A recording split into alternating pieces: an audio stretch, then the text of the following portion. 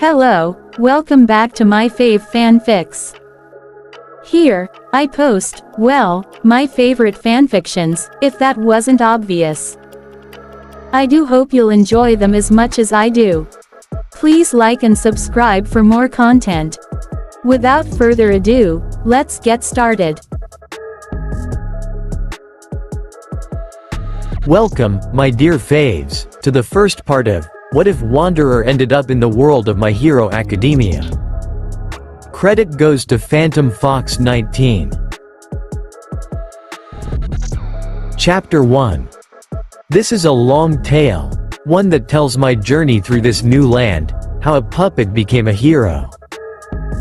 If you're still here, it means you want to hear this tale. Fine, allow me to set the scene. I had recently left the city of Sumeru after regaining my memories and gaining my anemo vision. The Dendro Archon, Boer, gave me a job. I would work for her, but behind the scenes, but while I'm not doing that, I'll be left to my own devices. I just call myself Wanderer. The Traveler had given me a name, but I don't feel worthy enough to wield it. Once I do better, then maybe. I've been wandering the land of Sumeru, saving people from the monsters and fungi. It was quite refreshing, being thanked and praised.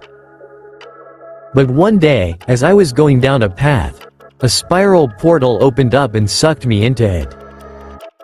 It spat me out in a city, one I do not recognize.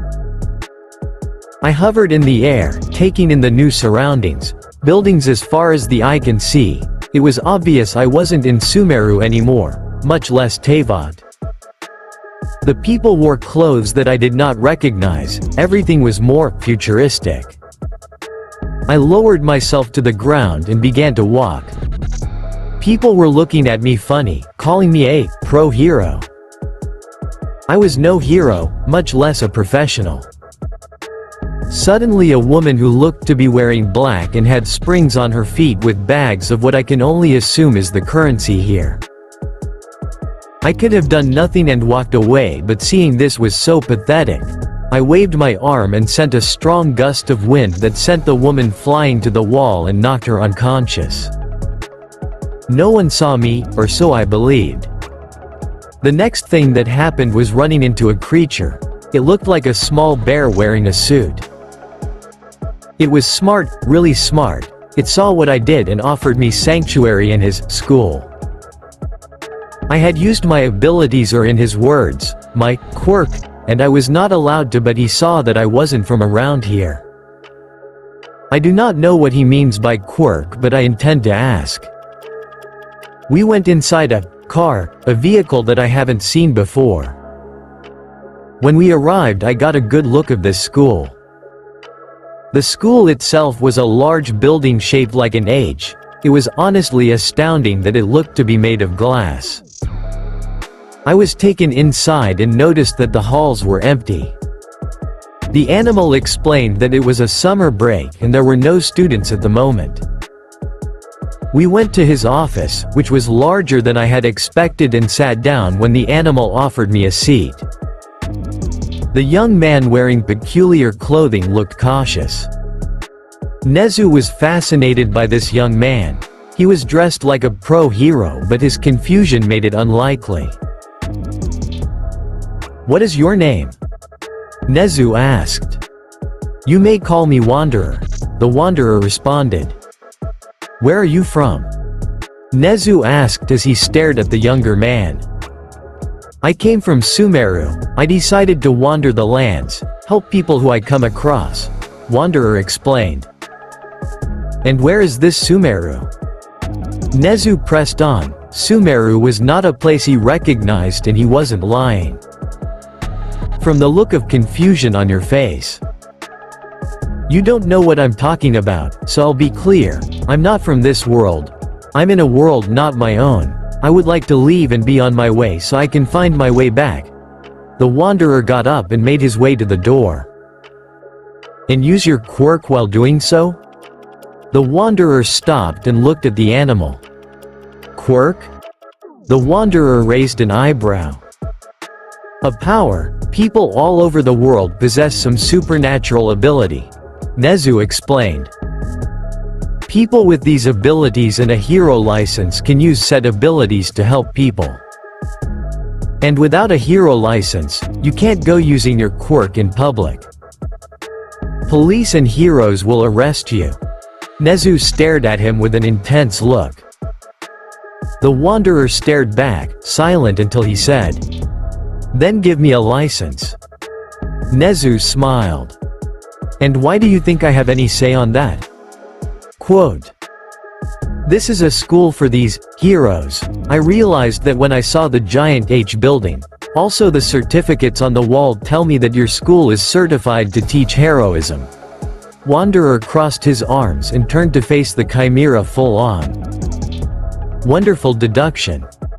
Nezu felt giddy on seeing a wonderful mind like the Wanderer's. "Though sadly, I cannot just give you a license, you will need to complete 3 years of school."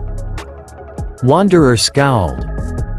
"I refuse. I will not be bound down next to snot-nosed brats for the next 3 years." Did that mean that this person was older than he seemed? He looked to be the age of a teenager or a young adult. "Well then we'll have to come to a compromise." Nezu placed his paws together. "Give me a license and I'll be on my way. Either way, I'll still use my abilities to search for my own way home if I have to." Wanderer narrowed his eyes. "You will encounter other heroes and law enforcement," Nezu told him. "They can try, but they can't stop the wind." The wind in the room started to pick up. The Wanderer's eyes glowed blue. Nezu stared him down. He sighed. "Hold your horses." The wind died down. "I can get you a license, but you will need to read up on our laws and regulations, then perform a series of tests to determine if you are qualified to be a pro hero." Nezu had a contact that could help, but it was a stretch. "Where will I be able to study all that I need to know until this exam?" The Wanderer questioned. "Our library has everything you need to know." Nezu grinned. "And for your living accommodations, I do not require sleep." Nezu blinked. "Every human requires sleep, Mr. Wanderer." "I'm not human." That was a bomb drop. That piqued Nezu's curiosity even further. "Then what are you?" Quote, "If I find that information needed, I will inform you, but for now, all I need is a room to study." Wanderer glared at Nezu. "Let me make the call and I will set everything up. I will inform you on when the test will take place." Nezu took his phone and texted Recovery Girl, who was in the infirmary doing some medical tests. "For now, I have informed one of my associates to take you to one of the break rooms we have where you can rest for now." "Very well. I hope this doesn't take long." Wanderer understood the need for patience, but he didn't want to waste time either. 10 minutes later, an old woman who wore a nurse outfit came in. "You old rat. I was in the middle of something." Recovery Girl was not happy. Wanderer was surprised by the age of this lady. Well, he's seen older. "My apologies, but would please be so kind as to take this young man to one of the break rooms to rest. I have calls to make." That made Wanderer laugh. "Oh, and what is so funny?" Nezu tilted his head. "Oh, nothing. It makes me laugh that you assume that I'm the youngest in the room." The smirk on the Wanderer's face made Nezu realize that he was probably older than himself and, if possible, even Recovery Girl. "Well, Sonny, let's go. You can tell me about yourself as we walk." Recovery Girl gave a polite smile as she escorted Wanderer out of the office. Nezu dialed in a number and waited for the person to pick up. "Hello, I wish to cash in my favor." It's been 3 days, 6 hours and 23 minutes since he arrived at UA High School. They had offered to let him stay in an apartment, but he declined. He found UA's break room to be a comfortable place to rest and read when he wasn't in the library. As for his clothes, well, He found the UA gym uniforms comfortable to rest in and the student uniform to roam around the school in. He was mistaken for a student once or twice by faculty, but he made sure to avoid everyone. Another thing they kept pestering about was food. He didn't need to eat, but they won't listen. Recovery girl wanted to examine him after he went a whole 24 hours without food, water or sleep. He declined, of course. Wanderer decided to spend most of his time in the school's library reading up on the books they had. He also found the internet. It was similar to the Akasha that was set up in Sumeru, a collection of knowledge from people all over the world in the palm of your hands. Searching through it, he was amazed. Humanity has pushed far without the aid of gods and archons, without divine beings ruling over them. There were people who worshipped gods, but those gods were just made up from their retelling of past events. Then quirks came in, people with extraordinary abilities, like those who possessed visions, but there was no such thing here. He needed to hide his vision so no one would make a connection on where his power came from. Thankfully, he had a compartment in his chest to hide it in, right where his heart is supposed to be. He was glad to have a very good memory, though there were times where he wished to forget certain things. After his delve into this world's history was done, he set his sights to the laws and regulations of Japan. Some of these laws were idiotic. While he could understand the need to regulate power usage of civilians, but to label everyone who used their powers in public as villains, even at times of emergency, was very stupid. There were probably times where people were let off with a warning, but too many times would result in time in prison. And the only people who are able to use their abilities are pro-heroes. Ah, I knew I would find you here. Wanderer looked up from his computer and to the side where Nezu was. You bring news? Wanderer asked as his eyes went back to the screen, reading the lines on quirk laws. Yes, my contact informed me that they can hold an examination for you to get a license, but they have conditions, Nezu informed him. They always do. What are they? Wanderer scoffed. 1. You must get 100 on all the tests given, written and physical. Those words made him pause. 100% on all tests shouldn't be an issue. And 2. An interview with the head of the HPSC. At Nezu's words, the Wanderer sighed as he rubbed his forehead. Of course. The people who basically run the Hero Society want to talk to him. Is that all? Yes, you have a month to prepare, Nezu told him. Plenty of time, I'll be sure to learn everything I can. Wanderer went back to his computer. Our training grounds are open to you as well, Nezu offered. Appreciated. Wanderer waved Nezu off, who continued to study him for a moment before leaving. He would start training with his wind powers, but he would need to do it without being watched. My clothes are enough. Wanderer looked at the bags that Nezu and a man with a dog-like appearance, Hound Dog, was the name of this hero, who is also the school's therapist. 2 weeks before he needed to take the license exam. Having only one set of clothes is unacceptable, Nezu told him. You are lucky Nezu knows your size, grr. Hound Dog finished with a small growl, but it wasn't malicious at all. What's your endgame here? Wanderer gave the principal a narrowed look. I am simply trying to look after you, Nezu said as the puppet kept up his narrowed stare. I'm not one of your students, I'm simply doing this so I can use my power without any issues with the authorities here. Wanderer crossed his arms. You still have 2 weeks until that day comes, Nezu responded. Very well, I will wear these. The puppet took the clothes and placed them down. I will keep my hat. He took the hat and placed it on top of the clothes. Reasonable enough. Nezu perked up as the two left the room. Principal Nezu, Are you sure about this? Hound Dog asked. This young man is strong, with abilities that I'm sure can surprise us all. I'm simply doing my job as a hero to guide him towards the right path, Nezu said as they walked away. These robots that they have here remind Wanderer of the mechanical beings in Teyvat.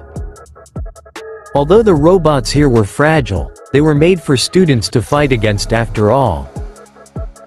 Using his wind abilities, he soared through the air, sending wind blades to slice through the large machines, while using strong compressed shots of wind to knock back any machine.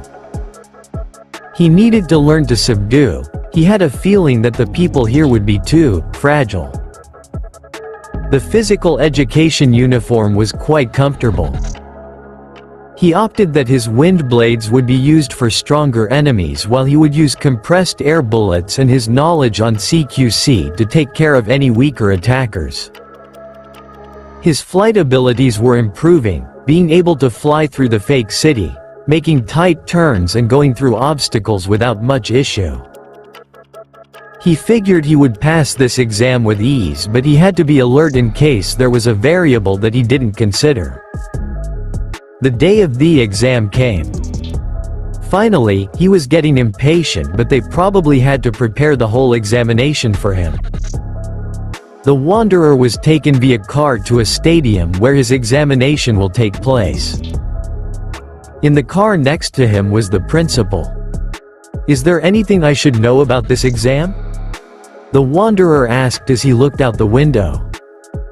His hero costume was basically a blend of his outfit and some modern touches for protection and comfortability. Under his outfit was his black long-sleeved turtleneck. It was more comfortable than the one he wore before, and he had some arm guards that matched his outfit. He also changed his shorts to some black pants and boots with shin guards for protection. Nothing heavy, just something to keep him protected. You will be focusing on the 3 aspects of heroism, Nezu started to explain. First will be your written exam, focusing on your knowledge of laws and regulations as well as some history. I expect that you already have that covered. Wanderer let out a small grunt. He spent a lot of time studying this new world. Next will be a test for combat and rescue, Nezu continued. I believe that the purpose for those 2 tests should be obvious. Wanderer narrowed his eyes, fighting the villain on sight as well as keeping civilians safe from harm and rescuing them when they're in a bind. Something he's done in the past, but to this extent, he'll have to watch his step. I will be fine, he responded as they arrived at their destination. Let the test begin. He's efficient, a representative from the HPSC stated as she watched the monitor showing the young man fly around the mock city, saving the actors who they hired while fighting the villains who were just men under the HPSC acting as villains. The young man was using the wind like he owned it, creating air currents to help people off high places, using blades made of wind to slice a fire hydrant and then the same currents to catch the water and guide it to the burning building, putting out the fire. His written test scores were 100, perfect in everything. His rescue manners were not the best. He didn't smile so much, neither did Endeavor. But at least he did his best to comfort the civilian who was in trouble. He was able to subdue the villains with air bullets and air blades for the sturdier personnel. I am glad you think so. He's clever and has an amazing handle on his quirk, Nezu responded as he took a sip of his tea. Where did you find him? The representative asked. Such a quirk wouldn't have gone under their radar. Well, I was able to pluck him out of the streets, gave him a home and an opportunity, Nezu explained. Is it safe to say that he's passed his tests? Quote. The representative looked as the young man hovered over the defeated villains and scanned the area. There is still his interview. Of course. Nezu smiled as he slipped his tea. Wanderer was sitting down in an office, in front of a woman and a man. Both wearing suits, the woman had an aura of control, she was also looking through his file. The man next to her was nothing more than a bodyguard. "My name is Tanaka Akari." The woman introduced herself. "I'm a representative from the Hero Public Safety Commission." The HPSC, Nezu warned him that they would try and put him under their thumb. Well, he had to choose his words carefully. "Your file has little to no information, is there something you're hiding?" The woman asked. "No," he immediately responded. "Well then, if can answer some of my questions, that would be great." Tanaka gave a forced smile. "I'll answer what I'm able to." "Okay, your name is Wanderer?" The woman asked. "Is that your birth name?" Quote, "I was never given a name during my birth," Wanderer answered. "You were an orphan?" Tanaka pressed on. "You can say that." Wanderer shrugged, Tanaka narrowed her eyes. "Did you have any foster family?" She made a note to request a search. "Once, they perished," Wanderer answered honestly. "Oh, you have my condolences." Tanaka frowned and looked at the file. "You have no address here, do you not have a place of residence?" She asked. "No, I've been staying with Principal Nezu for the past few months," Wanderer responded. "Very well. Why do you want to become a hero?" She looked at him. "I have suffered and I do not want that to happen to anyone else." Wanderer spoke softly. Tanaka hummed. "I see, well, your written test was done perfectly. You've done amazing on your physical examination." Tanaka's eyes shined. "We can give you your license, but how about an offer?" Quote. The puppet raised an eyebrow. "Having this license means that you work as an independent hero, but we would like to offer you to work right under the HPSC." The woman smiled. "I refuse." He shot it down immediately, he didn't want to become another tool for an organization like them. The women blinked. "Are you sure, Yule?" Wanderer cut her off. "I apologize but I refuse, I would prefer to go out on my own. I have my own goals in mind and would prefer some free reign," the puppet explained. "And what are your goals?" The representative asked him. "That's my business, Tanaka-san," Wanderer glared. "Very well then, I hope to see you thriving, Wanderer." The representative got up and offered her hand to shake. The puppet shook her hand. "Thank you. Come on. Keep up, Izuku." Katsuki Bakugo, a blonde 4-year-old, grinned as he ran ahead of his friend. Izuku Midoriya, a boy the same age with green hair and freckles, ran after him. "Wait for me, Kachan." Quote. "Don't go too far, boys." Inko Midoriya shouted as she and Mitsuki Bakugo, the mothers of the two boys, followed behind them. "I'll relax, Inko-chan, they'll be fine," Mitsuki assured her as they walked through the shopping district. It wasn't very crowded and they could see their kids just fine. "I know but I still worry," Inko sighed as she kept her eyes on her son. Suddenly, the door of a jewelry store burst open with a large shark-like man and a man with lava arms. The shark carrying bags of stolen goods. The villains landed in front of the two young boys. Izuku. Katsuki. The mothers, now panicked, ran forward to help but were stopped by other security guards. "We can't let you get closer," the guard told them. "That's my son." Katsuki. "Run." Mitsuki reached out. Izuku.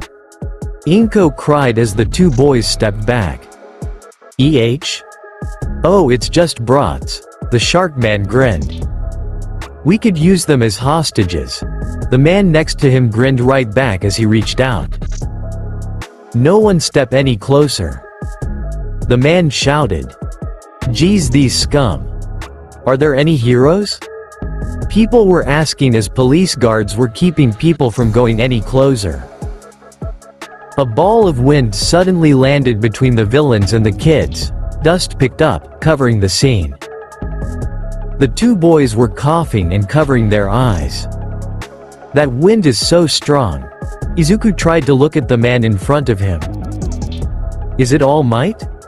Katsuki asked, wiping his eyes. Wind started to swirl around the man, then it was blown back, revealing the Wanderer, tipping his hat. The boys looked in awe as the Wanderer stood in front of them, facing the villains without fear. Oh shit, it's a hero. The shark stepped back. Hey, I've never seen you before, you must be a newbie, die. The man used his lava arms, grabbing a rock and crushing it, imbuing it with hot magma, then throwing it. The Wanderer caught the rock as it cooled under his palm. He soon crushed it with his bare hand. You guys are pathetic. The puppet spoke as he lifted his head, showing a smirk on his lips. Now perish. With a swing of his arms, the two villains were whisked into the sky. The puppet shot up after them. Once he was at the same level, he unleashed a barrage of wind blades and bullets, using the wind to keep them in the air. Soon, the villains were brought down, beaten up and full of cuts. The Wanderer floated down with the bag and looked at the security guards. He threw it to the guard. Have that returned, the puppet ordered. He looked to the side and saw the two boys reunited with their mothers. A small pang hit his chest. He walked over and knelt in front of the boys. You two all right? He asked. You were awesome. Katsuki had a wide grin on his face. Thank you. The mother with green hair bowed. See, can I have your autograph? Izuku asked, holding out a notebook. The Wanderer blinked and took the notebook.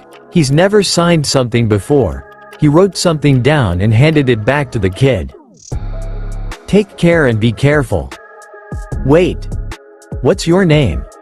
Katsuki demanded. The puppet stopped and answered. The Wind Hero. The Wanderer. With that he shot up into the sky. Izuku watched with awe, then looked at the notebook. My first signature, Wanderer.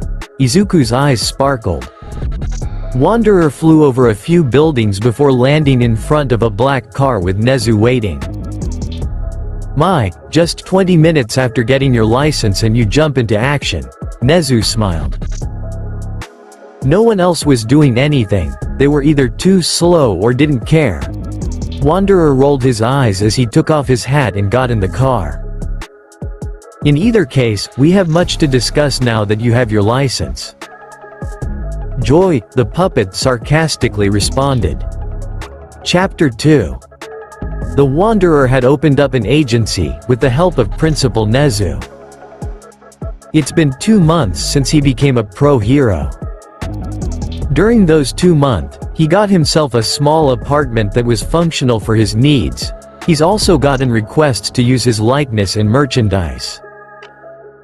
He didn't really care, but with Nezu, he set up a bank account for Wanderer and now he had money to spend on his needs.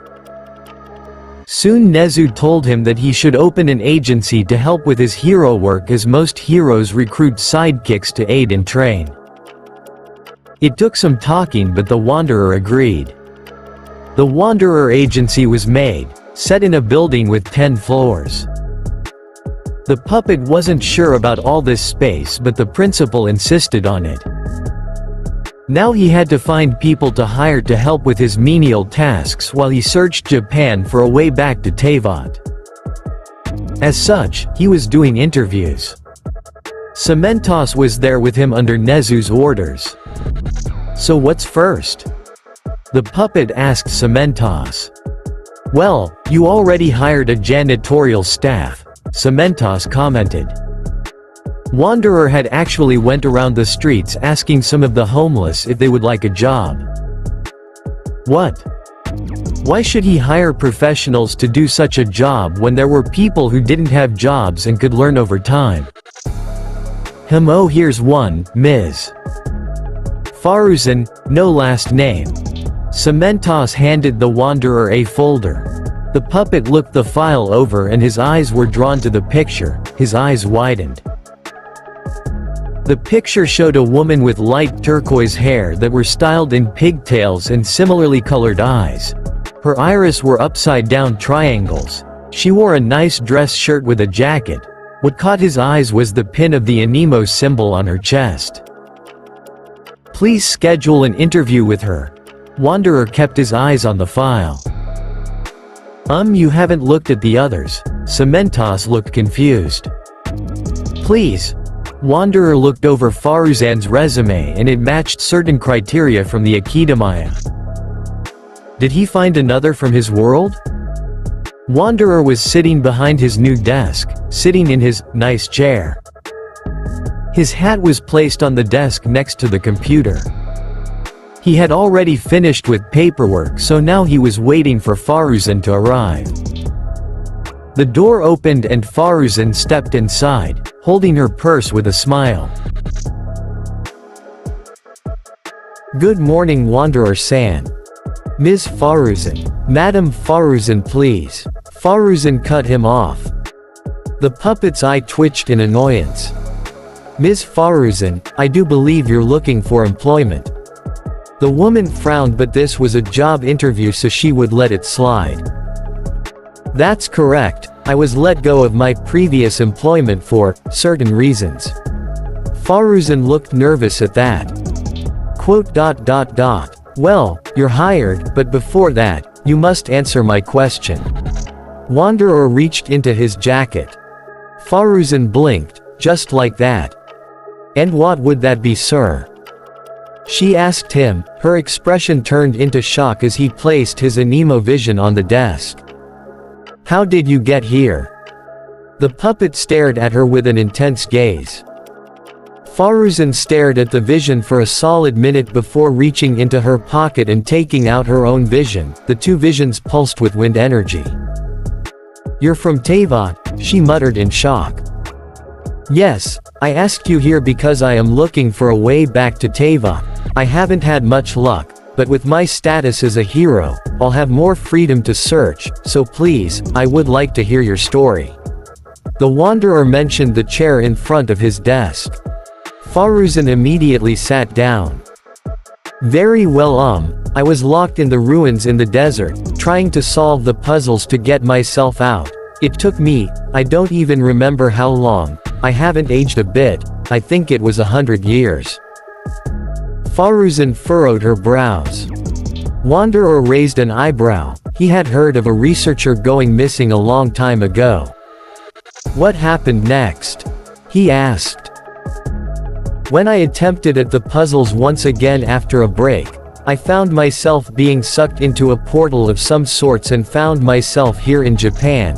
I was lost and confused until I was taken in by a nice family outside of the city. They taught me everything. I told them that I had amnesia because none of what they were telling me made sense. Faruzan clasped her hands together. They thought I had a minor wind quirk thanks to my vision. I hid it so they won't suspect. I then left and started to explore all of Japan. It's been 2 years since my arrival.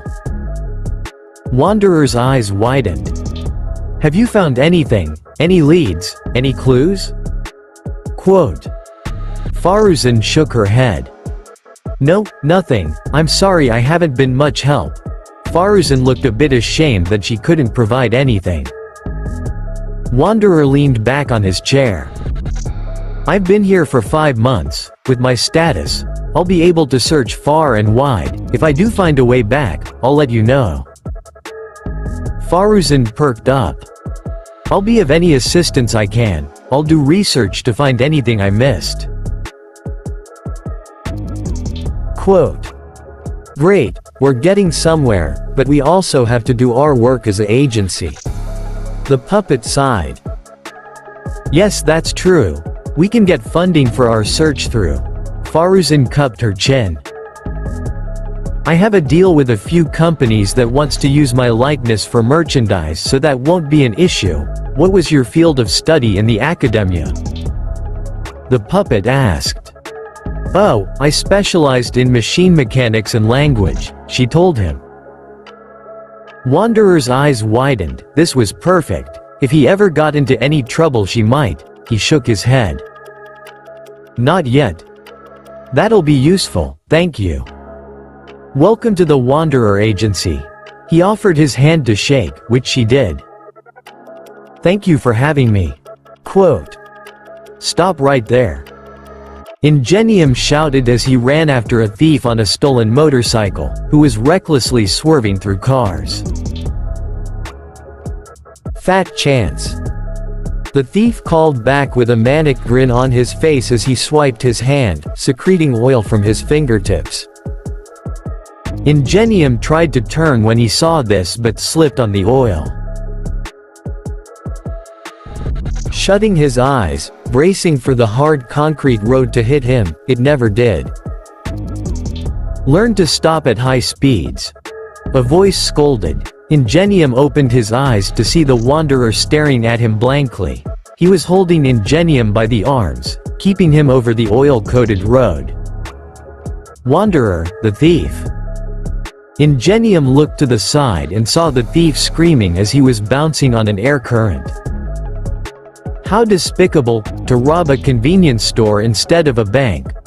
Wanderer clicked his tongue as he put the hero down. Thank you for your assistance, I had that handled. Tensai took his helmet off and took a breath of fresh air. Sure you did. The puppet rolled his eyes and flicked his wrist, dropping the suspect onto the floor with police already apprehending him. What are you doing around these parts? Tensai asked the wind hero. You are a bit far from your agency. A hero doesn't stick to one location. Ingenium. I go wherever the wind takes me.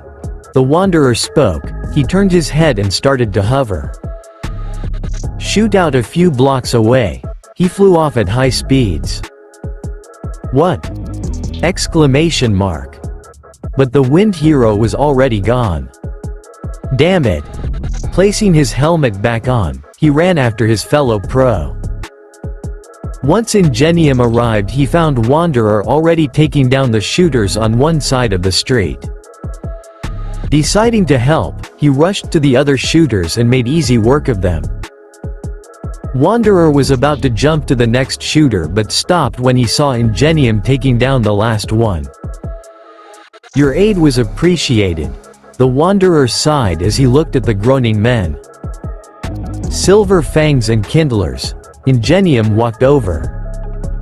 Silver fangs are the ones that roam around these parts. Kindlers are supposed to roam a city over. Is that so? Wanderer looked at the Silver Fang. They had matching jackets for the Silver Fangs. He turned to the Kindlers, gangs in reddish clothing. Walking over, he picked up a Kindler trying to crawl away. Why are you here? But all that got was a spit on the face. Ingenium silently offered a handkerchief. The puppet took the offered handkerchief and wiped the spit with one hand still on the Kindler's shirt.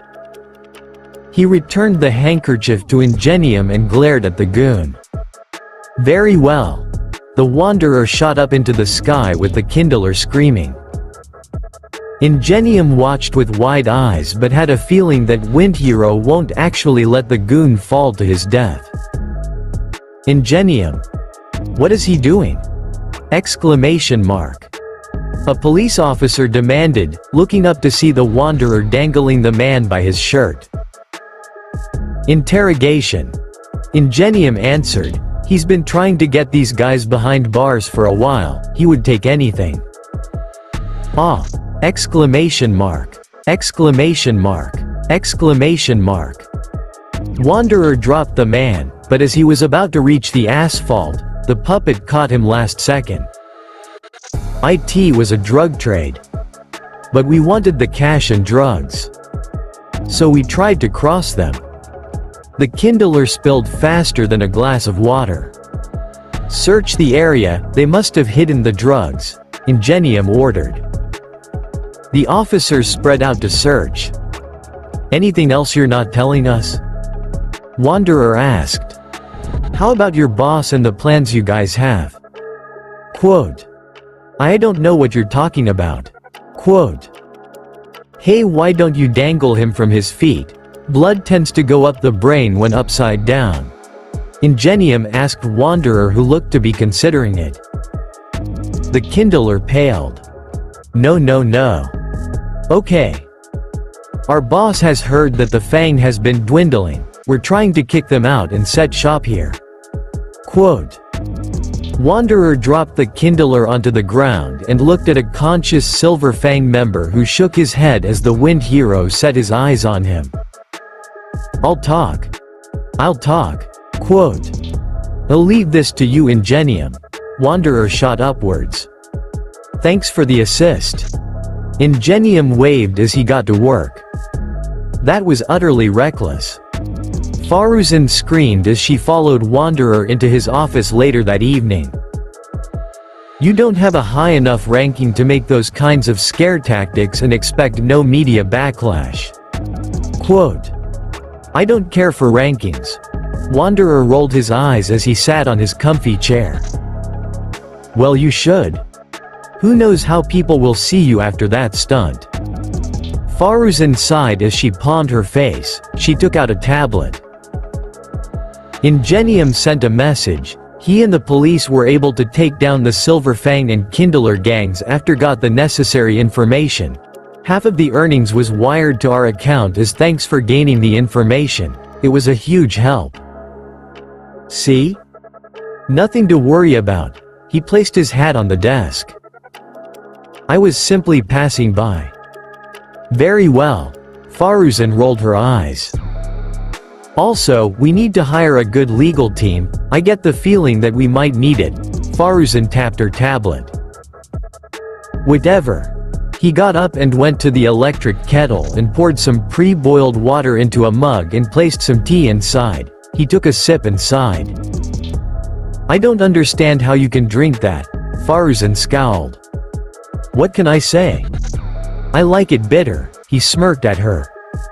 Matches you to a T. She shook her head. I fail to understand why I must do this, Wanderer asked as he was in a studio stand next to a Honda car. Because we need the money to grow. The faster we grow, the better for our projects. Faruzan smiled as she patted his cheek and turned to walk away. The Wanderer sighed and started the commercial. Flying through the air was relaxing. Sure, he could walk, but then he would be swarmed by fans. Fans, something he never considered in his life. He was a pro hero, someone who professionally saved people. The backlash with his scare tactic never came. They just called him reckless and went on with their lives. Some were expressing hate, but Faruzan pushed that aside, saying, there are critics and there are haters. He didn't understand social media. Looking down at the city below him, he noticed a burning building.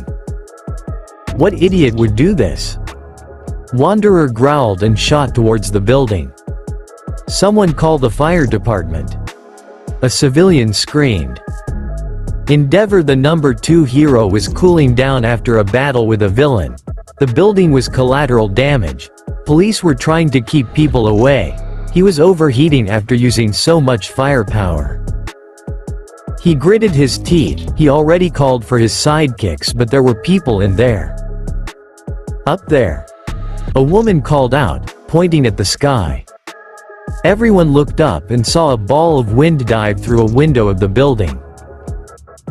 Endeavor slowly stood up and was about to rush in before the building exploded and the ball of wind came out, landing in front of him. The wind dispersed, showing the Wanderer carrying 2 people on his shoulders and one he held. Get these people medical attention. He ordered the cops, who sprang into action. Wanderer looked at Endeavor and scowled. Collateral damage? He asked, turning to look around. He sent a wind blade at a fire hydrant and sliced the side off. He used wind currents to guide the water towards himself and shot up into the sky, flying around the area, letting the water fall like rain. Endeavor gritted his teeth, this little upstart. Landing in front of the now smoking building. Wanderer took a deep breath as he looked at Endeavor, who was cooled down and now standing in front of him. "I had it handled." Endeavor spoke in an authoritative tone. "Handled? I doubt this is what you considered handled." The puppet waved his arm, mentioning to the building. Endeavor growled as he had no real comeback for that. The puppet scoffed. "Number 2, huh?" He turned and flew off to find more crime. "Sir?" Kiddo walked over, finally arriving with a fire extinguisher. He sprayed Endeavor, cooling him down even more. "Let's go," the flame hero ordered and walked off. "Welcome to Good Morning Japan." A female news anchor smiled brightly. "I'm Fubuki Gennaro." "And I'm Daichi Goru." The male news anchor had the same big smile. Our top story, the new hero known as Only the Wanderer has been making waves in the hero community. Even though it's been 6 months since his debut, he's rumored to gain a spot on the top 10 in the hero ranking this year. Fubuki looked at her co-anchor. "Daichi, how's this possible?" Quote, "Well, the man doesn't sleep, that's for sure. Day in and day out.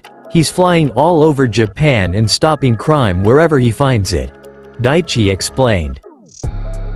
"He's also closed May cases, not as many as Endeavor, but it's getting close." "What do we know about this hero?" Fubuki asked the question everyone was thinking. "Close to nothing, he's a total enigma. All we know from seeing him as he fights and sometimes walking through the streets. Here we tried talking to him just yesterday." Daichi pressed a button and the screen cut to a camera crew catching up to the Wanderer, who was signing some autographs. "Wanderer, where exactly are you from?" Quote, "Japan." Wanderer answered without looking at the camera. "Where in Japan?" Quote, "I have somewhere to be." The hero turned and tipped his hat. "Wait, one more." But the Wanderer shot into the sky. The screen returned to the two anchors. "He's not a talker, is he?" Daichi commented. "No, but a lot of people like that. They're calling him a bad boy. Which I don't disagree with." Fubuki giggled with a flush on her cheeks. "He even has a fan club now." Daichi stared at her before clearing his throat. "Well, let's go to Sayuri with the weather." "You are quite the scholar, Madame Faruzan." Nezu sipped his tea. The principal of UA paid the agency a visit. Faruzan was interested in meeting the mysterious principal. The two hit it off, with Nezu knowing about their predicament and Faruzan being a scholar of the Academia of Sumeru. Safe to say that they quickly became good friends. "Oh, you flatter me, Principal Nezu. You are quite intelligent yourself. With your quirk, I bet you could take the position of Grand Sage in no time." Faruzan sipped her tea as well. The two were in Wanderer's office. The hero was sitting behind his desk watching the two sit on his couch and interact over a cup of tea that was sweet for his taste. Wanderer's eyes twitched in annoyance as he went through his paperwork. Thankfully, he was careful not to cause any collateral damage, thus not needing to pay for any repairs. But there was always the possibility of something happening and needing to pay for repairs. His new legal team did wonders when it came to people trying to sue him for small things. Like the fact that he flew past a store and the wind blew away some newspaper all over. It was stupid, but it was product that was being sold, so it held until his legal team got to it. He looked up and rolled his eyes as the two banes of his existence continued their chat. Wanderer was responding to Krust's request for backup against a man with a quirk that controls people like puppets, calling himself Dictator. What a nuisance. Wanderer flew onto the scene and saw Krust, a hero who used shields, trying to get past the civilians that were being controlled. "I see the puppets," Wanderer spoke up. "But where is the puppeteer?" Quote, "Wanderer? Exclamation mark. You have great timing. Exclamation mark." Krust called out as he used his shields to push civilians back. "He's probably hiding in the masses. How unmanly. I would be able to get to him if I could fly like you." Quote. Rolling his eyes, Wanderer flew over the crowd and saw a short man in a mask, waving his fingers around. "Found you." Wanderer narrowed his eyes. "Wind axe." The wind hero flipped forward and sent a wave of compressed wind at the villain's head, knocking him out. He noticed people collapsing, like having a puppet's strings cut.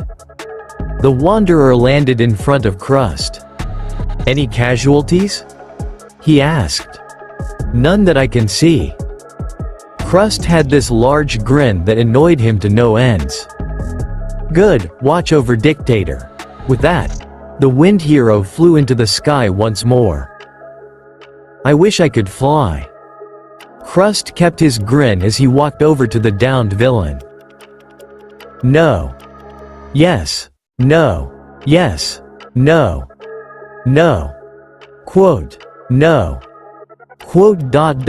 Quote. Reverse psychology doesn't work on me, the Wanderer told Faruzan as the two were in his office. "You need to get out more." Faruzan sighed as she sat on his desk. "I go out plenty," Wanderer responded as he went through his computer.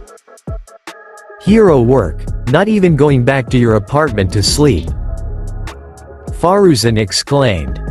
"I swear. You're a robot." Quote. The puppet blinked. She wasn't far off. "You need to take a break before you crash." Faruzan crossed her arms. "I do not require a break." The puppet shot back as he finished his paperwork and got up. "Yes you do, everyone needs a break, even I do at times." Faruzan waved her hands at him. "You aren't an exception." Quote. "Cut me some slack, I'm trying to do my best at my job," Wanderer groaned. "Well then start taking breaks." Faruzan spoke very slowly. "Fine." The puppet gave in. His secretary was a pain sometimes, but she was so efficient, he couldn't get rid of her even if she wasn't from Teyvat. Maybe she had a point on relaxation. Wanderer was in a tea shop, sipping on some piping hot tea with some crackers on the side. He was wearing a blue hoodie with a face mask. Nothing too obvious, he enjoyed the quiet atmosphere. The shop itself was somewhat empty, he took some pleasure from the peace. Checking his phone, he started going through the news. All Might was going around Tokyo, helping the police and saving people. If this kept up, people would become over-reliant on the man.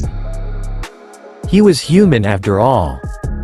Wait, wasn't that what he was doing?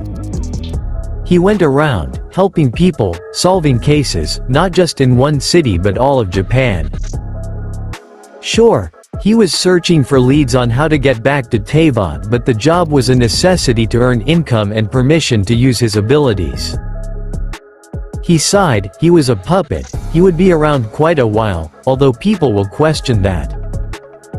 No matter, he'll probably find a way back in a year's time. Chapter 3. 3 months passed. He was doing hero work, searching for leads. It wasn't getting anywhere, he might need to branch out. But he was sent to Japan as well as Faruzan, so there must be a reason. He needed to keep looking. But right now he had other matters.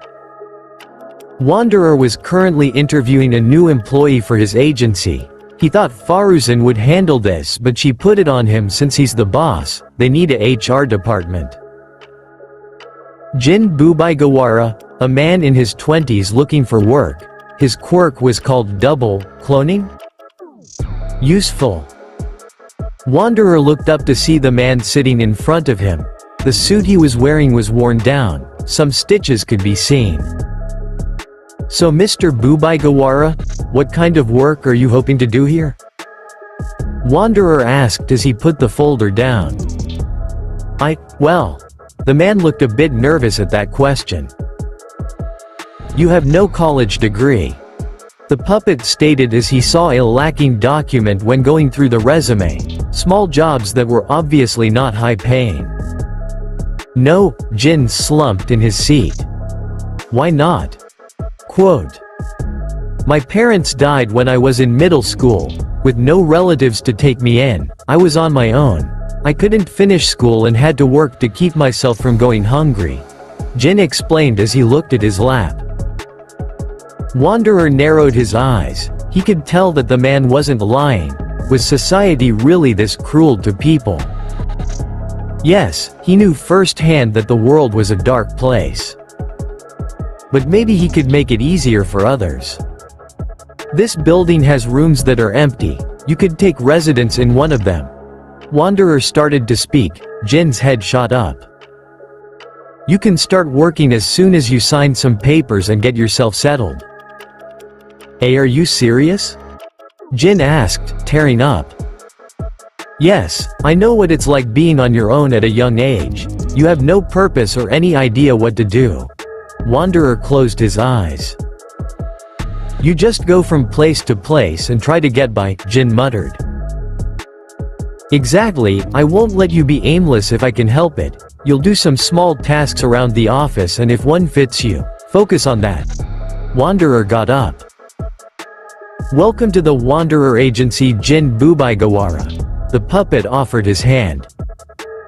Jin shot up and shook his hand. Thank you, boss, you won't regret this. Then make it so that I won't. Wanderer narrowed his eyes. Jin nodded. Yes, sir. Quote. A month has passed. Faruzan came running into the office, waving her phone. Have you seen this? Question mark. She had a wide grin on her face.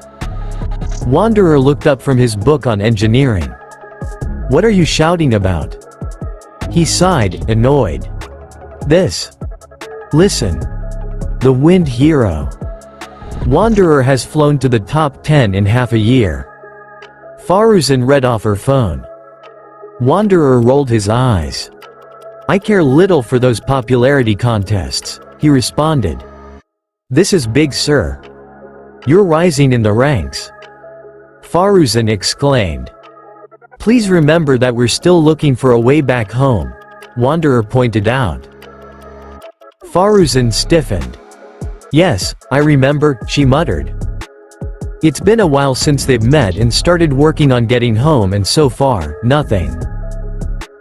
Unless someone had a teleportation quirk, it was completely unlikely that a portal would pop up and lead them back home.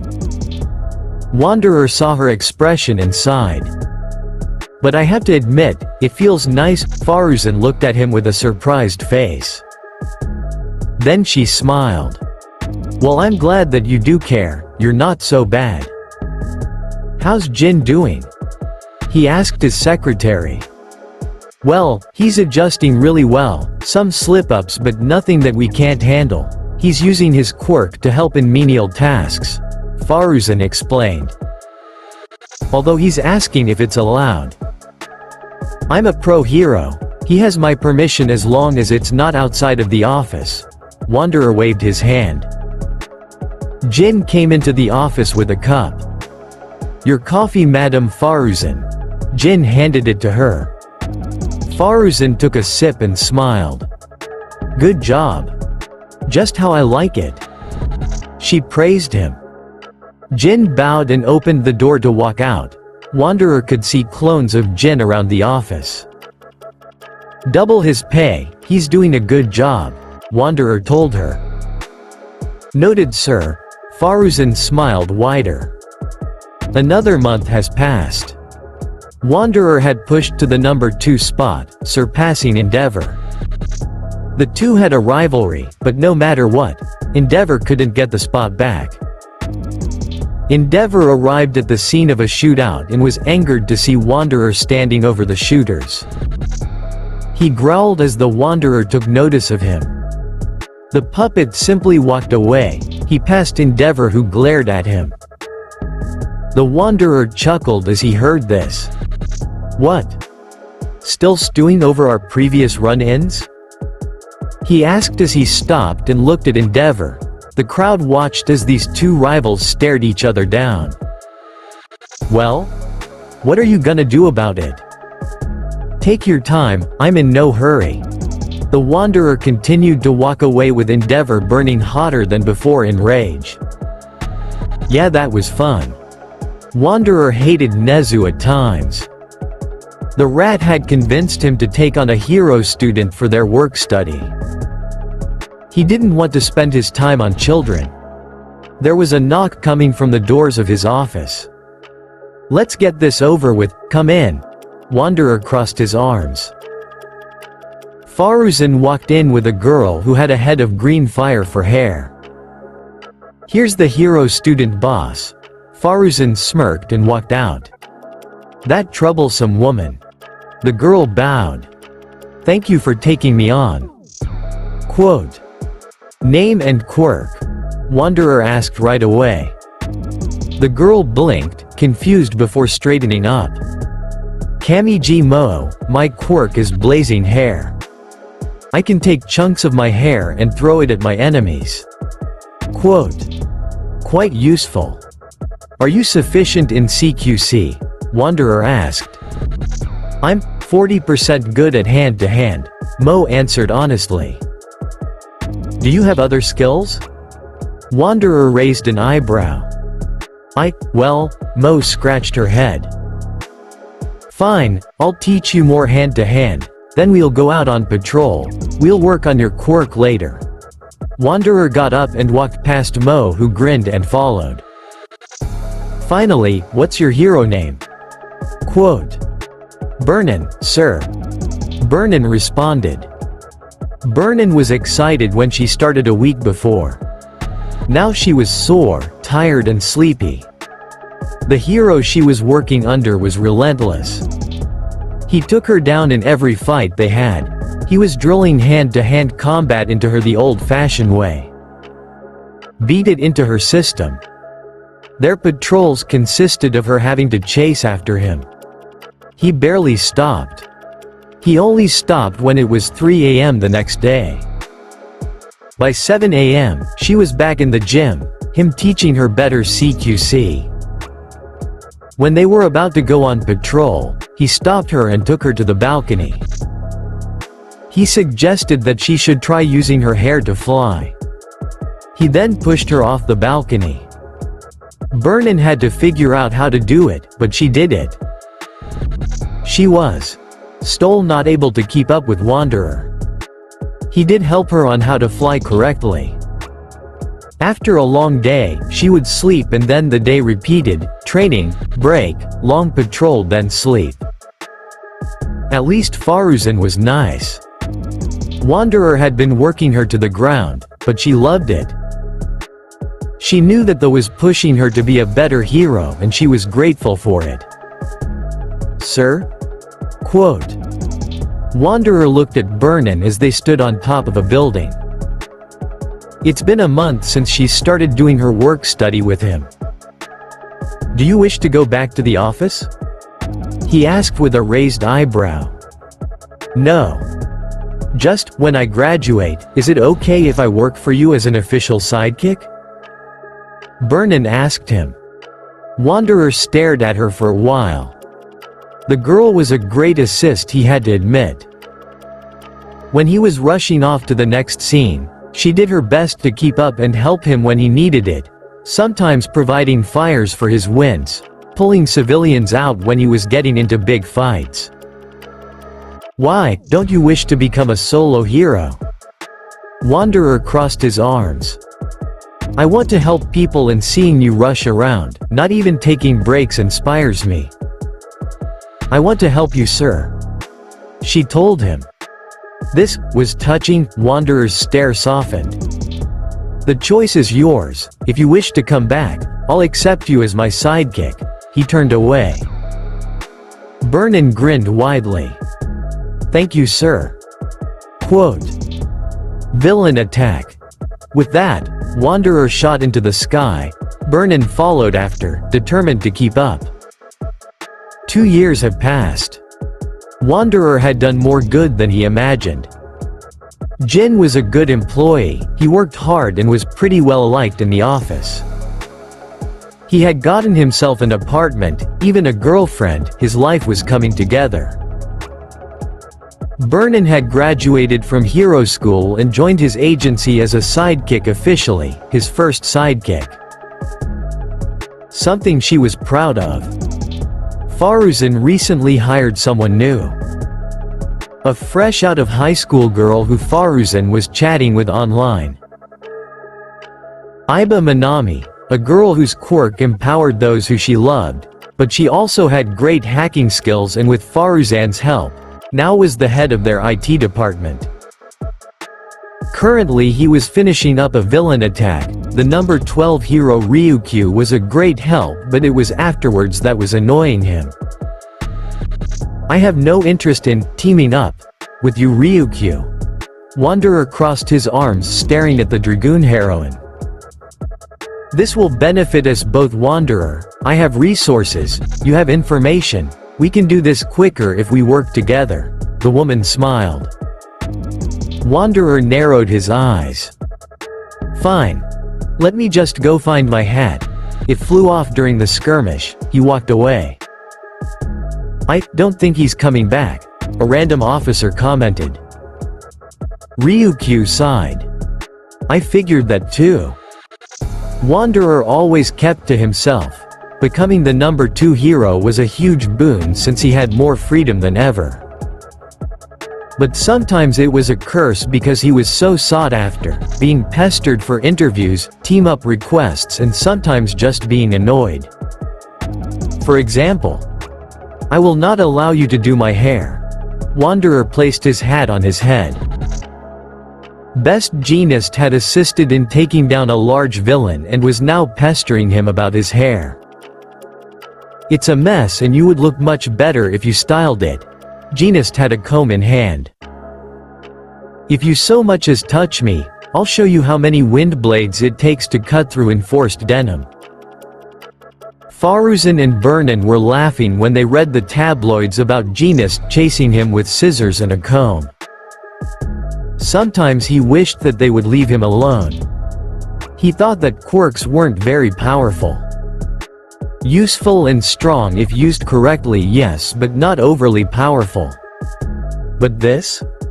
This made him rethink the whole thing. He was currently flying over one of Japan's secluded areas when there was a loud explosion. After investigating, he found All Might fighting a man with white hair wearing a suit. What was intriguing was the fact that the villain was using abilities that weren't obviously one quirk. Toshinori. An older man, short in stature, shouted, wearing a white and yellow costume and shot through the air, grabbing All Might and taking him out of the way of a large rock. Okay, he's seen enough. He shot towards the villain and slammed his foot into the man's back, sending him flying. All Might and the old hero looked as the Wanderer landed in front of him. Wanderer? What are you doing out here?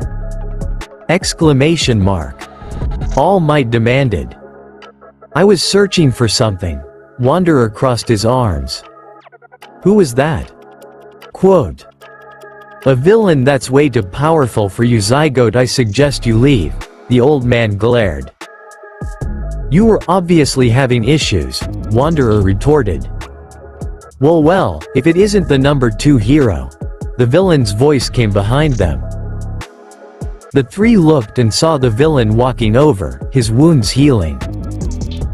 Wanderer narrowed his eyes. You have multiple quirks, he deduced. Correct. The villain smirked. Your quirk is quite powerful. Get out of here, boy. He'll steal your quirk. The old man warned as All Might got up and glared at the villain. Quirk theft? Lucky for him. Then you don't need to worry. With that, Wanderer shot forward and slammed his fist into the villain's stomach, sending him flying. Leave all for one to me. All Might screamed as he appeared behind the villain. Detroit smash. He smashed the villain into the ground. This isn't your fight, the old man glared. Isn't it the essence of a hero to interfere? Wanderer rolled his eyes as he floated in the air. Thank you for your quirk. The villain's voice came up behind him. Wanderer's eyes widened as he turned and felt a hand grab his face. I'll be taking your, what? The villain's eyes widened. Can't take something that isn't there. Wanderer's body burst with anemo energy, sending the villain flying back. Well, seems like you're full of surprises. The villain stared at the puppet. Your fight is with me. All Might screamed as he appeared over the villain, ready to strike. Always screaming, the villain dodged the attack. At least your master wore a smile when I killed her. Wanderer's eyes widened, so this was personal and a trap. Stay back. Wanderer shot forward, but it was too late. In his rage, All Might rushed forward, but the villain blasted All Might away. Blood was flying. The old hero shot after the number one hero. Damn. Gathering all the anemo energy he could muster, he flew over the villain and a condensed ball of wind formed under his foot. Know your place. Quote. He stomped down, the villain now being in the center of what he could basically describe as a miniature black hole. The battle had ended. All Might was injured and had to go into surgery. And the villain, Wanderer, couldn't find the body. He was still out there. But the others thought he was dead. Those fools. Wanderer was currently in the hallway, looking for All Might's room. He found it as he saw the old man and Sir Night Eye standing in the hallway. Wanderer approached them. I want answers. The two looked at him. It's complicated, the old man sighed. And classified. Night Eye pushed his glasses up. Wanderer glared. I don't care, I'm owed an explanation. Fine, the villain's name was All for One. The old man started. Gran Torino. Night Eye shot the old man a glare. Gran Torino scoffed. He deserves to know, he fought against that monster. He waved Night Eye off. His quirk allowed him to take and give quirks. He's been alive ever since the first generation of quirks and is basically the boogeyman. That made so much sense. So much was now coming together. And All Might, what's his connection to all this? Wanderer asked. Classified, Night Eye answered. Upright moron. The door slammed open and a heavily injured All Might stumbled out. What do you think you're doing? Exclamation mark. Gran Torino screamed as he stomped over. I need to go. The number one hero strained to walk. No, what you need to do is rest. Night Eye argued. I can't do that, I'm the symbol of peace. All Might countered. Wanderer watched as All Might pathetically tried to leave the hospital with Night Eye and Gran Torino trying to get him back to his bed to rest. If you keep going like this, then you won't last. Night Eye exclaimed. All Might stopped. You saw my future, I told you not to do that. I had to know. Night Eye tightened his fists. I saw you dying, I can't allow you to destroy yourself. Quote. I can't stand by as people suffer. All Might screamed. You're a fool. That one comment gained all three heroes' attention. What? All Might glared. You're a fool. This whole symbol of peace image you made is going to fail. Wanderer crossed his arms. What'll happen when you die? Quote. I won't allow myself to die. All Might exclaimed. How can you stop old age? That made All Might stop. You are human, you can't live forever. This symbol of peace will die with you. If you go out now, you'll simply show people the weak body we're seeing, not the titan image that you worked so hard to build. It won't last forever. Wanderer narrowed his eyes. All Might wanted to counter, to argue, but he couldn't. He was right. All Might was in his mid-30s. He can't live forever. You need to pick your successor, Night Eye interjected. Someone to pass the torch to. Quote. That can wait, All Might growled. You need to oath. Gran Torino shouted. If you keep going like this, you'll fall. Quote. I can start looking for a successor. Night Eye offered, but Wanderer rolled his eyes. What are you talking about? Quote. All Might looked at Wanderer, his fellow pro hero. Can you keep a secret? Quote. Wanderer raised an eyebrow. I can. All Might, are you really going to tell him? Night Eye looked shocked. He helped me in my time of need. He deserves to know. All Might then explained his quirk, its origins, and the need for a successor. Wanderer listened and was fascinated by this power, passed down and has power stockpiled for generations. So now you'll be looking for a successor to take this quirk? Wanderer asked. Yes, we need to find one that. I wasn't asking you. Wanderer narrowed his eyes at Night Eye. It's his quirk, not yours. It's his choice on who his successor will be. We don't have that kind of time, Night Eye argued. What if he dies tomorrow? Question mark. Quote. You're afraid of losing him, Wanderer scoffed. How pathetic. This is what happens when you shine a light brightly to someone's eyes, they go blind. Night Eye gritted his teeth. Find who you think is right, rest, allow other heroes to take your burden. Wanderer turned and walked away. If you push too hard, you'll only be a burden to everyone else. All Might watched the Wanderer walked away. Hey! Gran Torino barked out. How were you able to keep your quirk when All for One tried to steal it? Quote. Wanderer stopped and smirked. That is a secret. He continues to walk away. Chapter 4. It's been a month since the battle with All for One. Wanderer had Iida looking through the dark web for any information on All for One. Wanderer was flying over a Tokyo.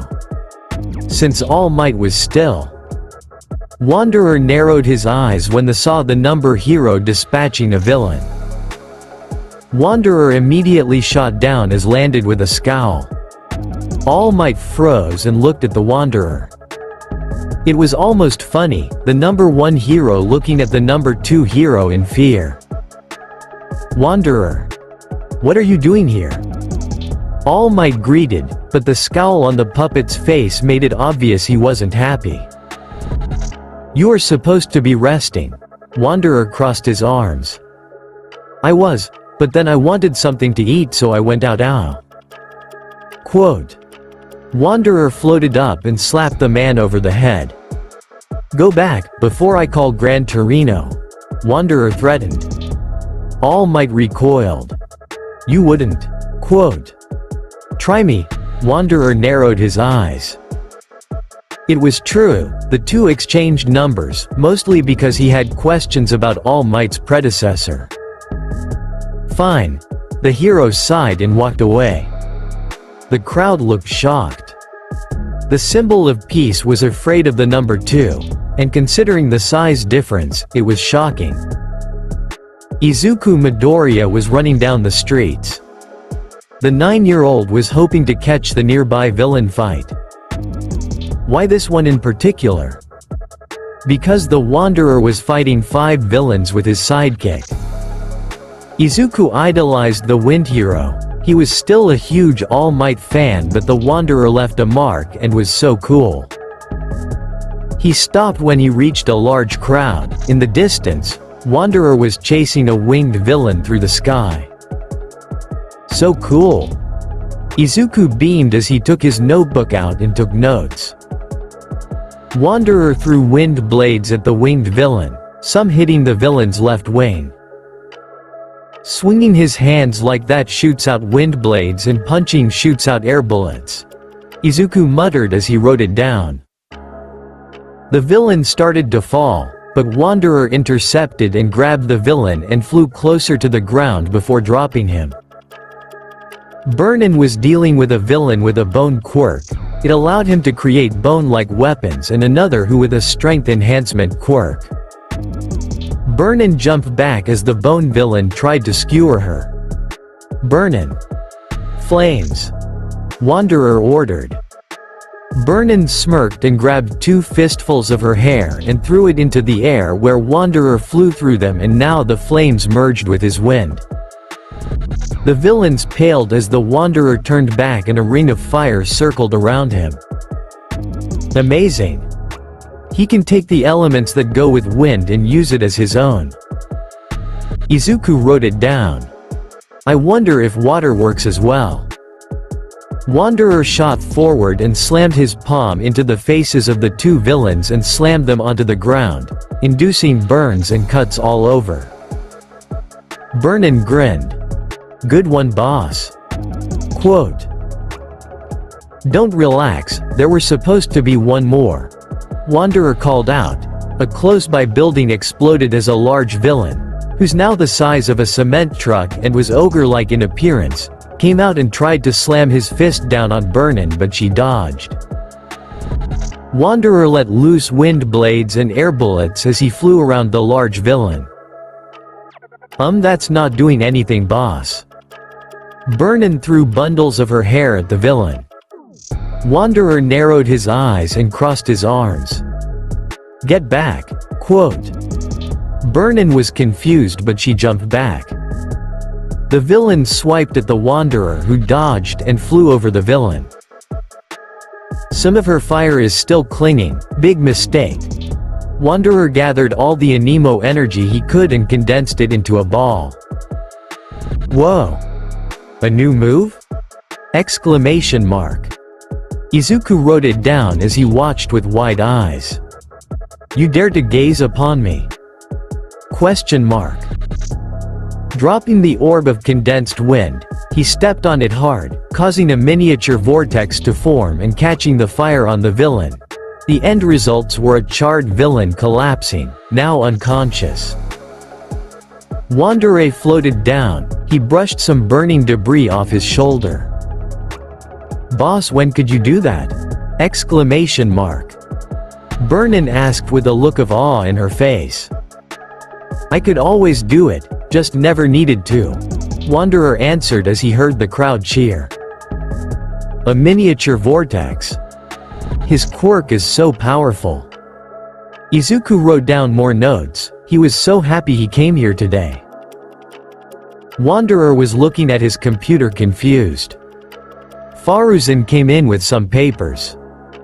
She took notice of his confused look. Something wrong? Quote. Faruzan, why do people want me to step on them? Wanderer asked, looking up from his computer. Faruzan froze for a moment and then walked over to his side. She saw that he was reading the comments on his recent fight. Oh, right, Faruzan has spent more time online and seen certain types of people there.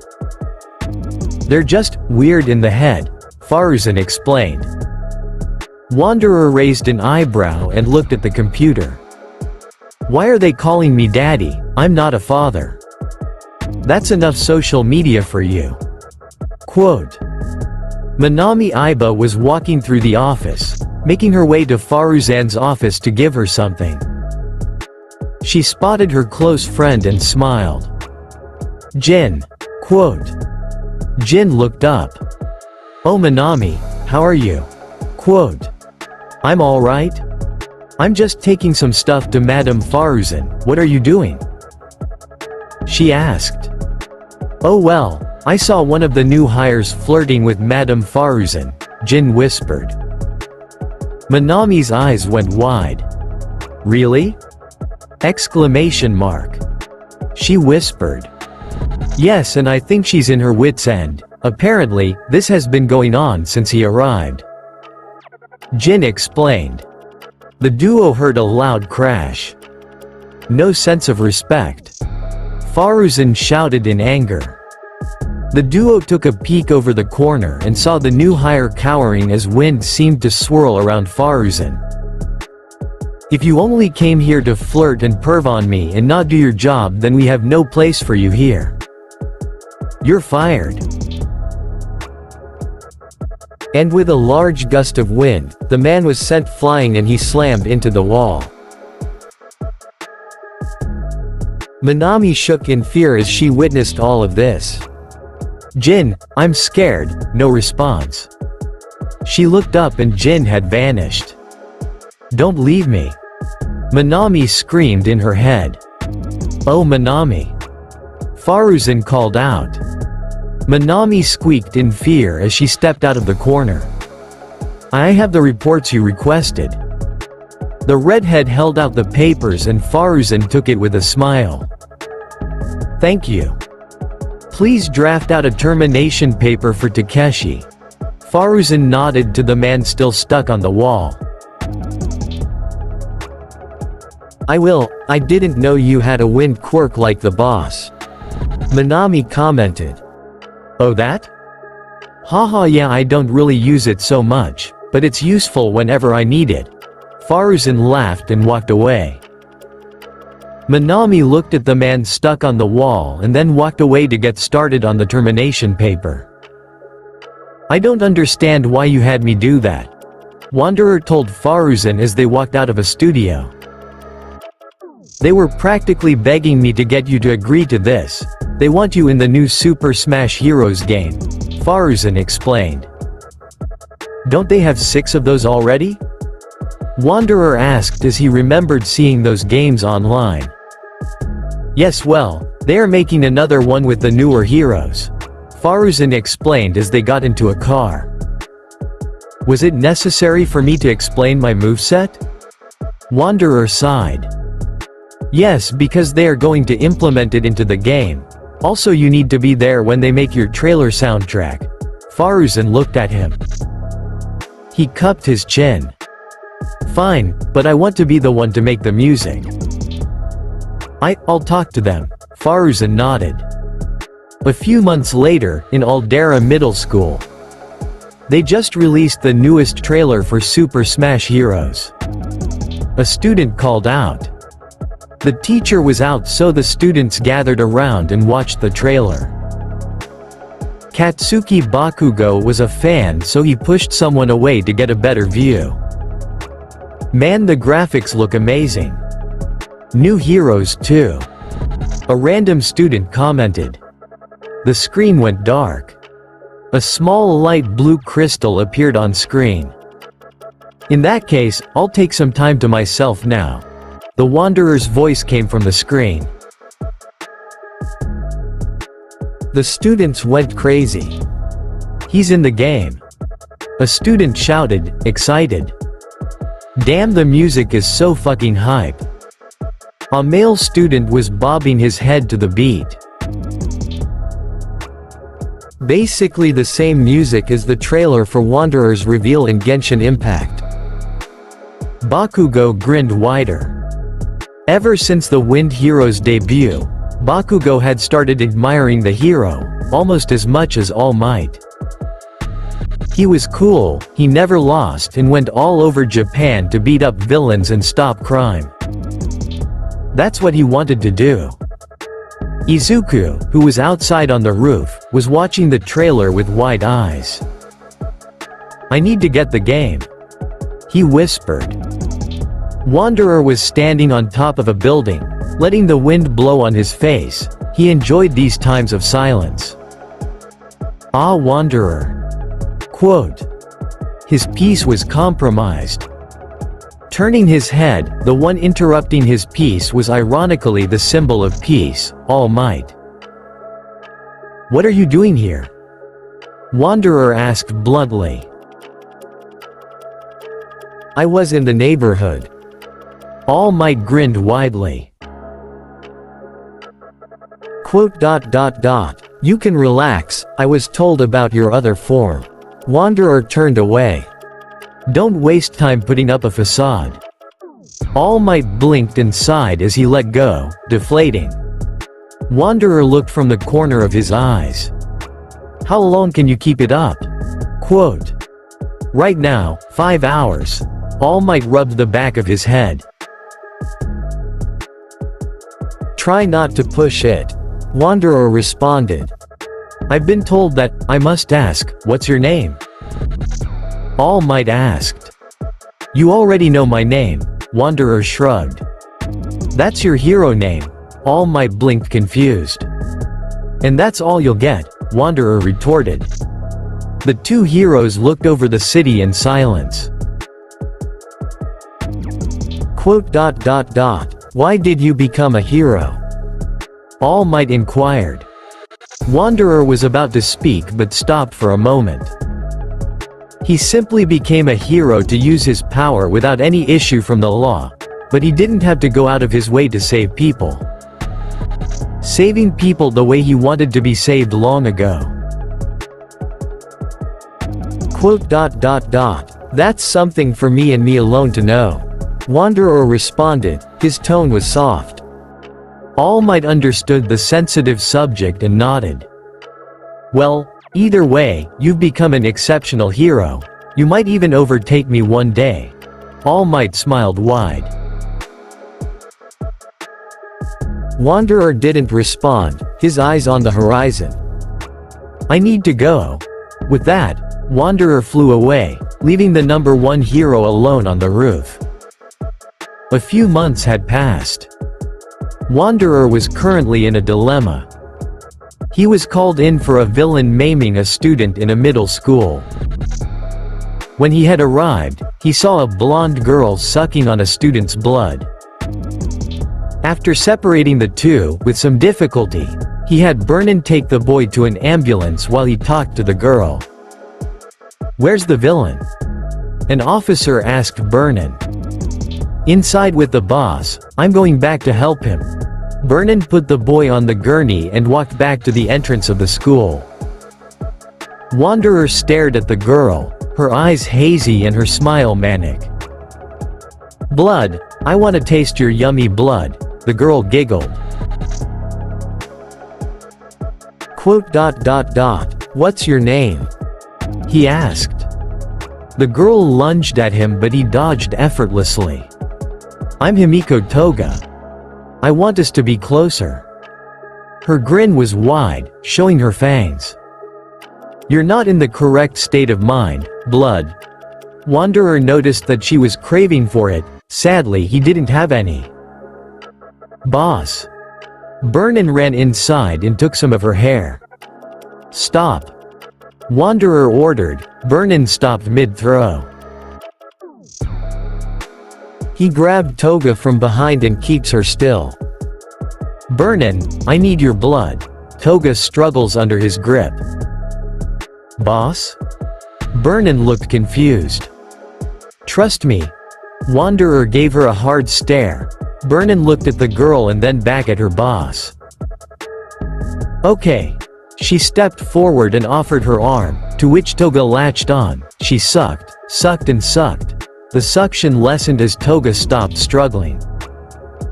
Toga let go and looked around, her eyes started to water. Vernon pulled her arm away and was surprised. She didn't see a villain, just a scared girl. We're taking her back to the agency. Call Minami and have her do a background check on the Toga family. Wanderer picked up the girl and started to walk out. Toga held on tightly. Vernon nodded and pulled out her phone. Once the Wanderer stepped out, he was met by police. Good job, sir, we'll take it from here, hand her over. An officer tried to grab the girl but Wanderer gave them a glare. This girl is suffering from malnourishment because of a certain aspect of her quirk. The lack of said nourishment made her go into a crazed state. I will be taking her to my agency until further notice. Wanderer remembered the laws and regulations around the topic. That monster nearly killed my son. A woman, the boy's mother presumably, shouted in rage. Vernon stepped out after finishing her phone call. Wanderer looked at her. Get the mother's information, he said and then looked at the mother. My agency will pay for any medical expenses for your son. With that, Wanderer shot into the sky and towards his agency.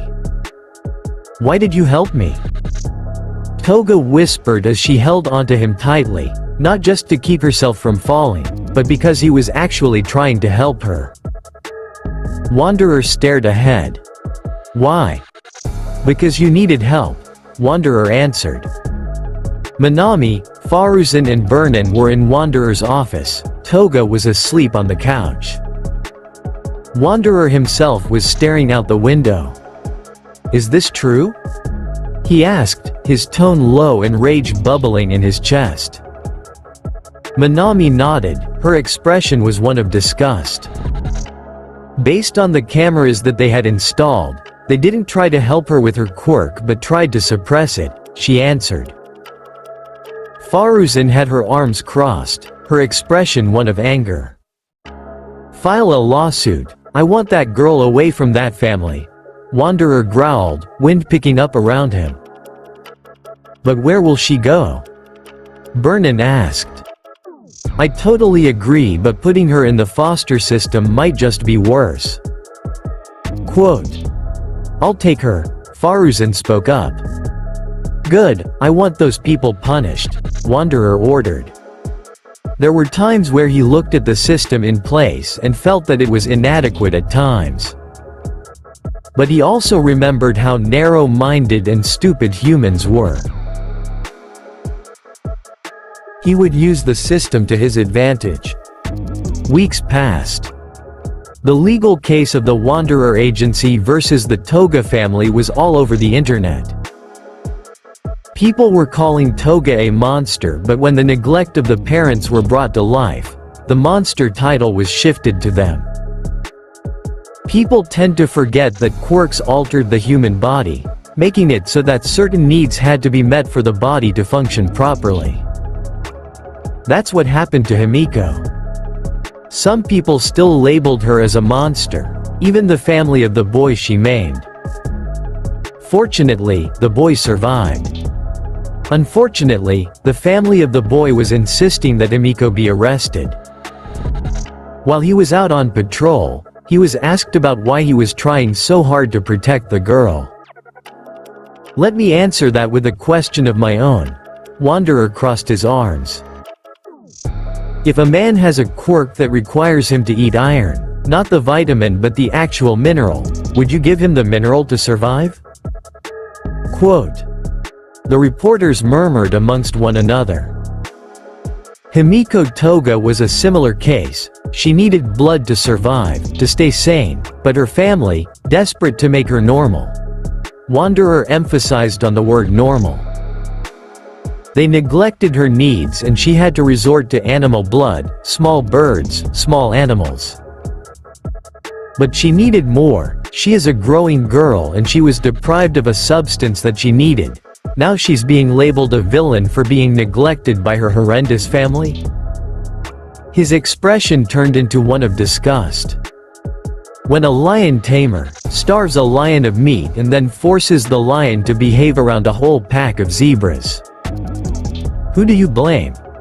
Wanderer asked, his eyes on the camera. Ask yourselves that and then make your choice. If you pick the lion, I pity your education system. With that he shot into the sky. Even All Might made his comment when he caught wind of this. I agree with my fellow hero, a villain isn't born, a villain is made, same as a hero. Sometimes there are trying times where it's too much to handle and you snap. You need people to help you out of that hole. Wanderer is trying to help a girl who's been neglected, and the incident could have been avoided if the girl hadn't been neglected. Quote, another 2 weeks passed and the parents were charged with child neglect. Himiko was so happy when the motion was passed. Faruzan then adopted Himiko. What will you do while you're in the office? Wanderer asked, confused as they were in his office with Minami tending to Himiko. What do you mean, she's going to be with me while I work? Faruzan put her hands on her hips. What? Exclamation mark. Quote. Don't worry, I'll have Jin look after her. Quote. My agency is not a daycare. Wanderer exclaimed. I need to keep an eye on Himi. Faruzan argued. Himiko was sucking on a blood pack like a juice box as she watched the two argue. Is this normal? She asked. Sometimes, she really gets under his skin, Minami responded. Just another day in the office. Chapter 5.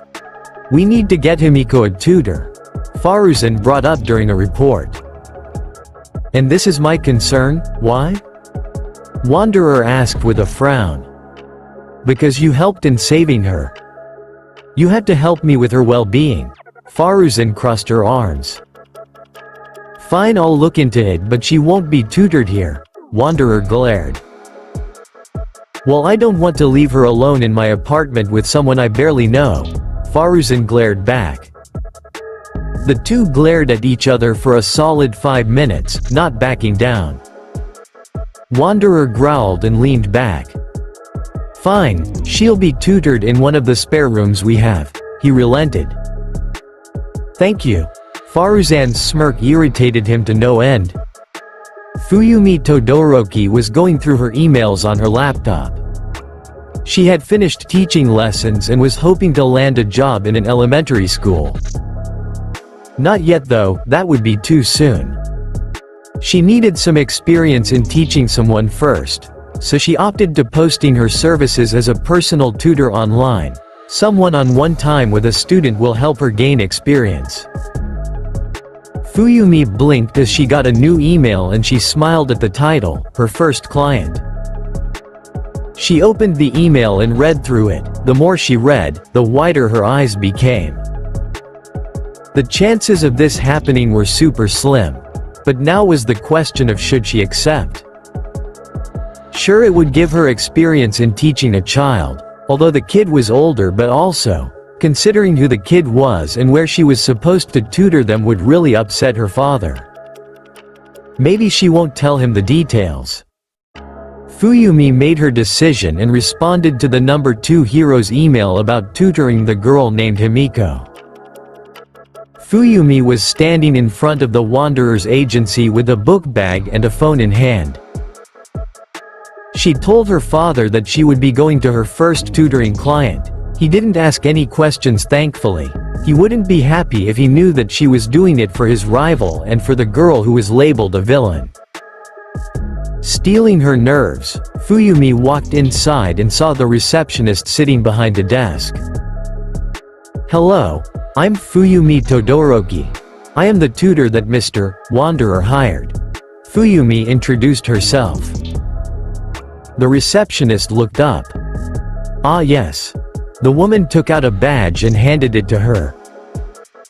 Please take the elevator to the 12th floor. When you exit, go down the hall to the 3rd door on your right. Fuyumi nodded and took the badge, walking to the elevator and pressing the up button. Her father was really upset when the number 2 spot was taken by Wanderer. Her brother, Natsuo, just laughed when he heard about it. Shoto didn't react but was upset when their father upped his training. She didn't like that he was trying to use Shoto to achieve his own goals. The elevator doors opened and she stepped inside. She placed the badge against a scanner and pressed the 12 button. Fuyumi sighed as she rubbed her forehead. The doors opened and she stepped out, walking down the hall and found the door she was looking for. "Are you sure that the information is viable?" She heard a male voice ask through the door. "I'm not too sure, it's just a rumor, still it's a lead," a female voice responded. The door opened and Fuyumi was met with the face of the Wanderer, the number 2 hero of Japan. "Who are you?" Wanderer asked, narrowing his eyes. I'm the tutor." Fuyumi answered, a small blush adorning her cheeks. "Fuyumi Todoroki." The hero hummed and nodded inside. "Faruzan will give you a rundown. I have somewhere to be, excuse me." He moved past her. Fuyumi watched him leave. She shook her head and went inside the room and met Faruzan and Himiko. Safe to say, she had her work cut out for her. Wanderer had been flying for hours. Faruzan had heard rumors of strange occurrences going on in the countryside. So he made the trip, going high in the sky to make it there and do his search. Once he arrived at the coordinates, he started his search. He searched and searched, asking the locals questions about anything suspicious, but nothing came up. He found nothing. It was a huge waste of time. Wanderer sighed as he walked through the forest. He couldn't blame Faruzan, she was trying her best. He stopped and suddenly felt tired. Odd, I don't need to sleep. Maybe it's just exhaustion. He tried to think of a reason. He sat against a tree and pulled his hat down. Maybe a nap won't be too much. Wanderer drifted into sleep, opening his eyes to a black void. Odd, why am I dreaming? Wanderer asked himself as he walked through the void. He stopped as a thought came to him. Dreams, when he was walking through the forest, something was making him feel tired enough to fall asleep and enter this dream. So you finally found me, Boer? Wanderer turned around and there she was, the Dendro Archon herself. Boer smiled. It's good to see you again, she greeted him. It took me so long to find you. Well, I am out of our dimension, so I can't imagine it was easy, Boer. Wanderer crossed his arms. He was actually relieved to see her. I thought I told you to call me Nahida. Nahida put her hands on her hips with a small pout. Right, sorry Nahida. Wanderer sighed softly. Nahida blinked in surprise at how relaxed he was and how much calmer he carried himself. As for how I found you, I had to focus on a ley line that was close to your area of disappearance and tap into it. It took me some time, but I was able to open a breach small enough for some of my power to seep through. She explained. Good thing I found the disturbance then? Have you found a way back to Teyvat? Wanderer asked her. Not yet, may I see your memories? Nahida asked with a tilt of her head. Why? Wanderer asked, looking confused. I wish to see the world you have found yourself in. Nahida smiled. It may help me with my research. Very well, if it'll help. Wanderer reluctantly agreed and he closed his eyes. Nahida raised her hand and watched the world he had found himself in, his deeds, his achievements, his connections. Nahida couldn't stop herself from smiling as she finished and lowered her hand. Anything useful? Wanderer asked her. Besides the fact that there is another one from Teyvat with you. Nothing that I noticed, but I need to ask you a very important question. Nahida's expression turned serious. Alright, Wanderer nodded. What is it? Quote. Do you really wish to leave? Quote. What?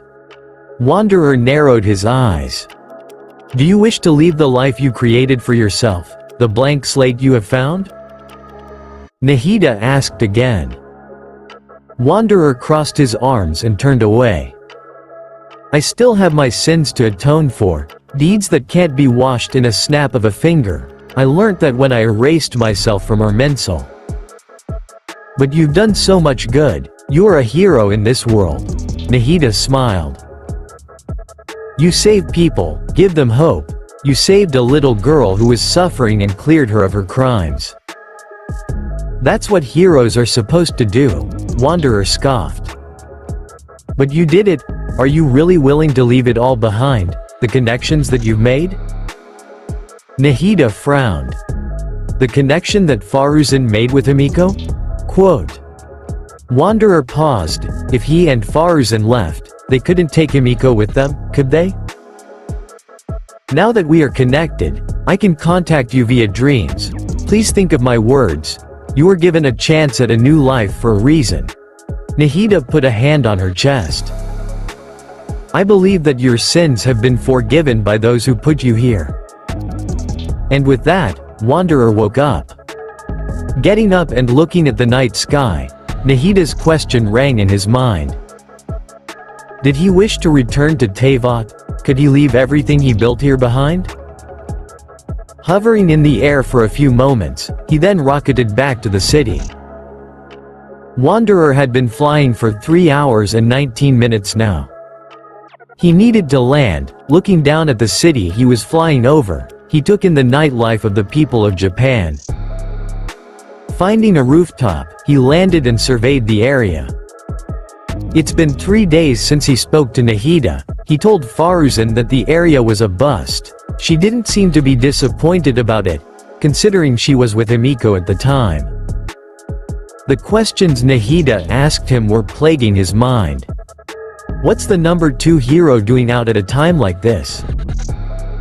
Wanderer turned and was met with a man in a black jumpsuit with a long white scarf around his neck. Eraserhead, not the best name for the hero business, is it? Wanderer rolled his eyes. I don't care, I'm not in it to go in the spotlight. Eraserhead responded as he stepped up next to his fellow pro. Good, the job is important, not the distractions that go along with it. Wanderer crossed his arms. You didn't answer my question. Eraserhead looked at Wanderer. I patrol all over Japan and I don't need to sleep. Wanderer responded as he took his hat off and checked it. But he should probably sleep again to see if Nahida had any updates. Everyone needs sleep. Eraserhead scoffed. I suppose, has there been any activity in this district? Wanderer asked, putting his hat back on. Just the occasional drug meet-up and some punk trying to rob people. Eraser knelt and looked over the street. What's the story on the Naruhata lockdown? Wanderer asked. An incident he sadly was too far to respond to. Out of all days it happened while he was gone. The villains were apprehended and the case was closed. No need to open it back up. Eraserhead told him. Very well. Wanderer crossed his arms. What do you think would happen if I disappeared completely? Quote. Eraserhead turned to Wanderer. What brought this up? He asked. Answer my question. Wanderer scowled. Eraserhead sighed. People would panic if you suddenly just disappeared without a trace. They have All Might and Endeavor to look to. Wanderer scoffed. What's one other hero? Quote. You are the number 2 hero. Eraser countered. You made your mark and now people see you as the next All Might. Wanderer scowled deeper. I am nothing like that muscle-headed bouffon. Eraser laughed a bit. I agree, you're more serious about this job and don't stick to the spotlight longer than needed. Blame my assistant, she's very pushy about me becoming a symbol to these people. Wanderer sighed as he thought about Faruzan. Well, it's working. You are a very reliable hero, Eraser answered. He found it easier to talk to the number 2 hero more than he realized. At least he wasn't a show-off like All Might. Wanderer looked over the city and put his hat back on. Thank you for your opinions, they helped me with the dilemma I was dealing with. He hovered in the air and left without another word. How can he leave a world he worked so hard to protect, a world that accepted him? Sure, they didn't know of his crimes, but neither did Teyvat, at least not anymore. Whoever sent him here knew that he would become a hero to find a way back home, but ended up forming attachments here. Clenching his fist, he rocketed back to his agency.